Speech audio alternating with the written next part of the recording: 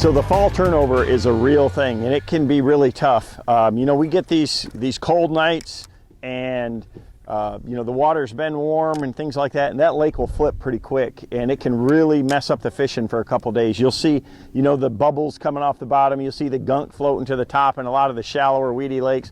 And what I try to do is, if I can pick my times and my places to fish, I'm gonna try to go where there is no turnover at that exact time. What happens first is the shallowest places are gonna flip first, and then the bigger lakes are much later after that. So like where I live in Kalamazoo, you know, I've got choices to fish shallow lakes like an Austin Lake that's only 5 foot deep. The turnover is not as big a deal because it happens so quick, because the average depth is 5 feet. Where Gull Lake, just down the street, is, you know, it's a very deep lake, it's a very cool lake, and the turnover comes really up almost a month later there. So if you can kind of just watch the weather and pick the places that you want to go, you don't want to fish those shallow lakes on those first, you know, cold nights, those first cold times, because they're the ones that are going to flip first, and then those bigger lakes, those bigger, deeper lakes are going to do that. And another thing is, any lake that has a major river flowing through it is a lot less susceptible to that turnover. If it's got current, if the water's moving through it, and a lot of the lakes in southwest Michigan